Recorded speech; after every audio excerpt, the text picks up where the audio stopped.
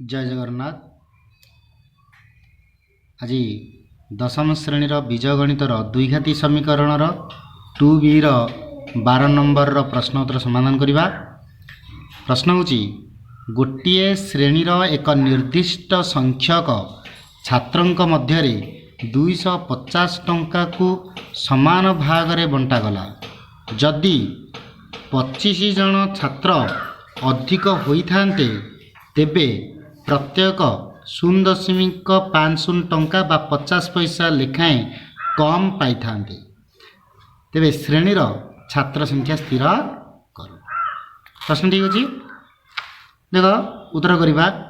मन करा जाऊ एक श्रेणी रे x जन छात्र थिले। आम जाने तेणु अनुमान करवा छात्र x जन नेले छात्र।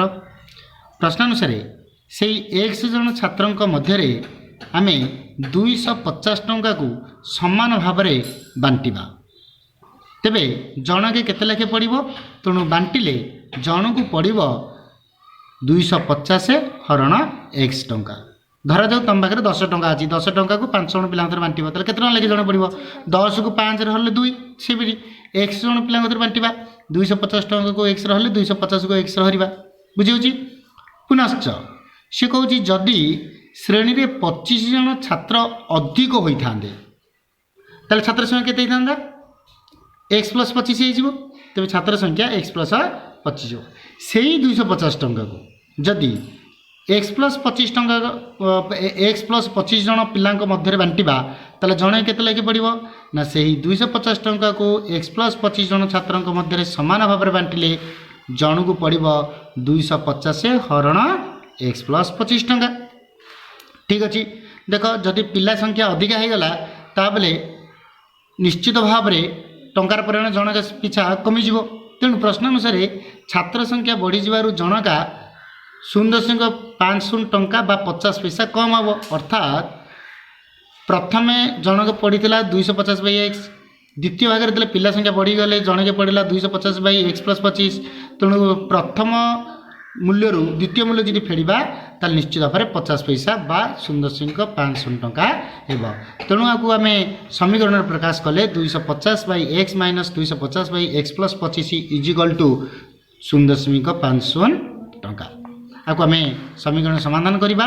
एक्स आउ एक्स प्लस 25 लस आउ नहीं गला बस एक्स इंटू एक्स प्लस 25 लस आउ नाला पर एक्स रही एक्स प्लस 25 हे 250 गुणन एक्स प्लस 25 माइनस सॉरी 200 हाँ ठीक अच्छे माइनस 250 को एक्स रे गुणा इजिकल टू 50 टंका बा जोटा को आम कहे 50 0.50 टंका बा 1/2 हम। कारण देख ये पिले 0.50 आम जी 10 मिनट को भग्नांश परिणत करें 50 बाई 100 इजिकल 1/2 आम 1/2 लिखिले। आपको देख गुणी दबा 250 को एक्स गुणले 250 एक्स प्लस 250 को 25 गुणले होची 6250 माइनस 250 एक्स बाई एक्स को एक्स गुणले एक्स स्क्वायर प्लस एक्स को 25 गुणले 25 एक्स इजिकल 1/2। देख प्ले 250 एक्स रा प्लस टा एटा माइनस अच्छी 250 एक्स टा प्लस माइनस कटिगले 6250 by x square plus 25 x equal to 1/2। आपको आम बचरण करवा 2 को 6250 रे गुणिमा आउ 1 को एक्स स्क्वायर प्लस 25 रे गुणले x square plus 25 x equal to 12500 हेबो।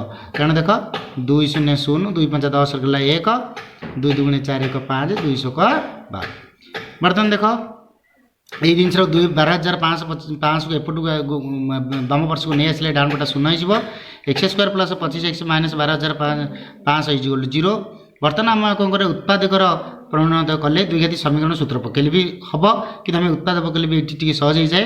कारण देख 12500 हूँ के 125 गुणन 100 125 गुणन 100 इजिकल 12500 तेणु केते 125 रु 100 जी फेड़ा 25। कारण देख आम यही सब जिनसटार यहाँ एमती करवा दरकार जहाँफल कि ए सहग आ ध्रुवकर गुणफल सहित बी सहगर जोगफल सहित सामान हवा दरकार। एमती दुई भाग में विभक्त करा दरकार से दुईटार वियोगफलटा 25 हवा दरकार गुणफलटा हम माइनस 12500।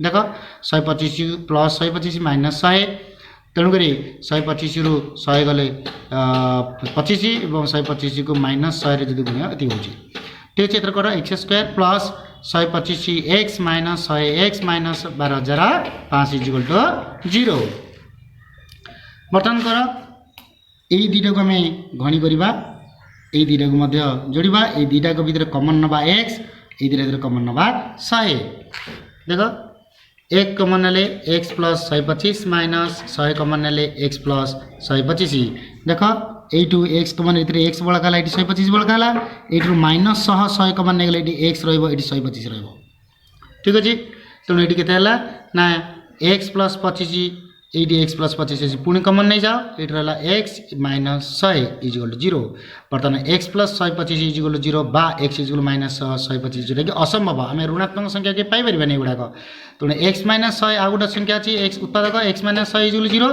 एक्स इजिकल टू 100 अर्थात अतएवतर श्रेणी छात्र संख्या हूँ 100 बा 100 जन छात्र। धन्यवाद। जय जगन्नाथ।